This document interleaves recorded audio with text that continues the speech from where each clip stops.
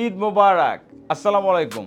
সবাইকে ঈদুল আজহার অনেক অনেক অনেক শুভেচ্ছা এবং এই ঈদের আনন্দকে আজকে ডাবল করতে বাংলাদেশ আজকে যেভাবে করে পারফরমেন্স দিয়েছে, নেপালকে যেভাবে করে হারিয়েছে, সেটা কিন্তু ছিল আনবিলিভেবল, সেটা কিন্তু ছিল দুর্দান্ত একটা ড্রিম কামব্যাক বাংলাদেশ আজকের ম্যাচে করতে পেরেছে। এবং যেভাবে করে তানজিম হাসান সাকিব ফার্স্টে নেপালের ব্যাটিংকে গুড়িয়ে দিয়েছেন এবং শেষটা কিন্তু করেছেন মুস্তাফিজুর রহমান। এই দুইজনের ড্রিম স্পেলটাই কিন্তু নেপালকে ম্যাচ থেকে বের করে দেয়, বাংলাদেশকে জেতাতে সর্বোচ্চ পরিমাণ সহযোগিতা করে এবং বাংলাদেশ কিন্তু কোয়ালিফাই করে গেল অফিসিয়ালি সুপার এইটের জন্য। প্রথমে একটা কথা না বললেই না, তানজিম হাসান সাকিব কি অসাধারণ একটা বোলিং করেছেন। এইরকম বোলিং কি বাংলাদেশের পেসারদের কাছ থেকে ওয়ার্ল্ড স্টেজে বা গ্লোবাল ইভেন্টে সচরাচর কি আমরা দেখতে পেয়েছি কখনো? আমার মনে হয় না।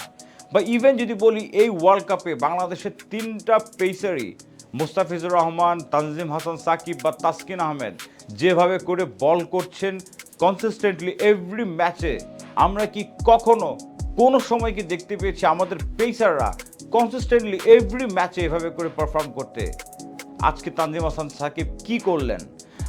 24টা বল, 4টা ওভার, 24টা লিগাল ডেলিভারি তিনি করেছেন, যার ভেতরে 21টা ডট, which is the most number of dots in a men's টি-20 ওয়ার্ল্ড কাপ। সেটা করেছেন কে? আমাদের তানজিম হাসান সাকিব। তানজিম হাসান সাকিবের এই ওয়ার্ল্ড কাপের স্কোয়াডে থাকারই কথা ছিল না। ইনিশিয়াল বা প্রিলিমিনারি যে স্কোয়াডটা নাকি ওয়ার্ল্ড কাপের জন্য বাংলাদেশ ক্রিকেট বোর্ড আইসিসিকে পাঠিয়েছিল, সেখানে কিন্তু তানজিম হাসান সাকিবের নাম ছিল না, সেখানে ছিল সাইফুদ্দিনের নাম।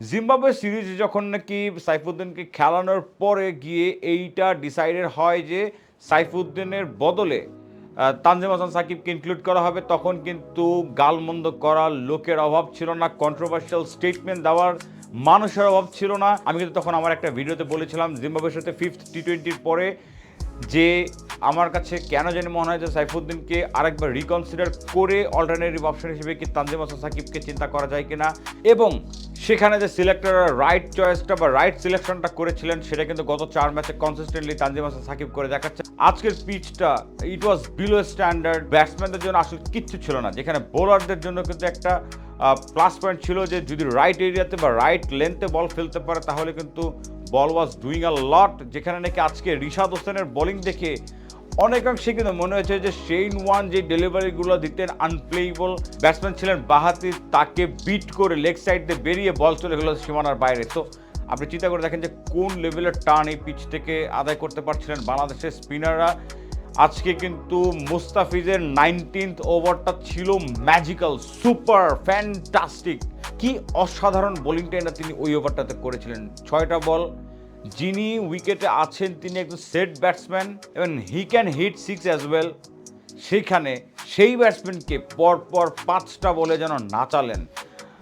সেইমভাবে তার স্লোয়ার যাচ্ছে, কাটার যাচ্ছে, আউটসাইড দ্য অফ স্টাম্প থেকে বেরিয়ে যাচ্ছে, batsman had no clue how to play that. এবং লাস্টলি 6 ডেলিভারিতে যখন নাকি তিনি মুস্তাফিজকে খেলতে যেয়ে একটা ক্যাচ দিয়ে ফিরে যান, মুস্তাফিজ ওই ওভারটা কিন্তু উইকেট মেইডেন পায় এবং সেই ওভারটা কনফার্ম করে দেয় নেপাল এই ম্যাচে আর জিততে পারছে না। আর শেষ ওভারেতে এসে সাকিব 2টা উইকেট নিয়ে পুরো নেপালকে অল আউট করে দিলেন। কিন্তু দেখেন এখানে বাংলাদেশ কি করেছিল, মাত্র 106টা রান বাংলাদেশ পোস্ট করতে পেরেছিল। সেখানে একটা কথা, সবার ফর্ম ব্যাক করছে, সবাই কনসিস্টেন্টলি পারফর্ম করার ট্রাই করছে।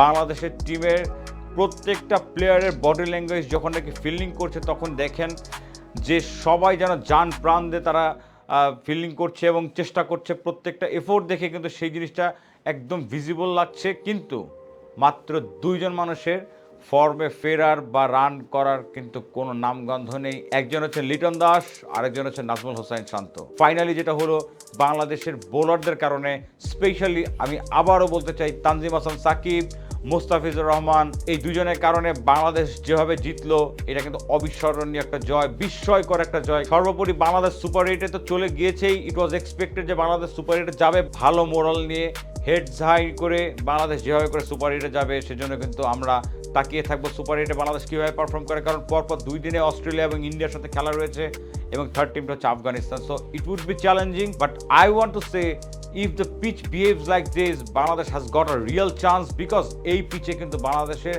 স্পিন অ্যাটাক যেভাবে করে এখন শাইন করছে, রিশাদ সাকিব আজকে ফর্মে ফিরেছেন, 2টা উইকেট নিয়েছেন এবং বাংলাদেশের পেস ডিপার্টমেন্টকে দেখতে যেরকম ড্রিম পারফরমেন্স তারা করছেন, এইভাবে যদি বোলিং অ্যাটাকটা যদি পারফর্ম করতে পারে 5 জনের 5 জনই, তাহলে কিন্তু যে কোনো অপোনেন্ট অনেক given day would suffer against this bowler. তো আশা করি আজকের এই ঈদের দিনে বাংলাদেশের পারফরমেন্সটা আপনাদের ঈদের আনন্দকে ডাবল করে দিয়েছে। তো যদি আমার এই ভিডিওটা আপনাদের ভালো লেগে থাকে তাহলে অবশ্যই যারা কিনা আমাকে নতুন করে দেখছেন বা প্রথম দেখছেন এই চ্যানেলটাতে, তাদের কাছে একটা request, please make sure to subscribe my YouTube channel and follow my Facebook page. দোয়া করবেন, দোয়া রাখবেন, দেখা হবে নেক্সট কোনো ভিডিওতে। ততক্ষণ পর্যন্ত ভালো থাকবেন। আসসালামু আলাইকুম।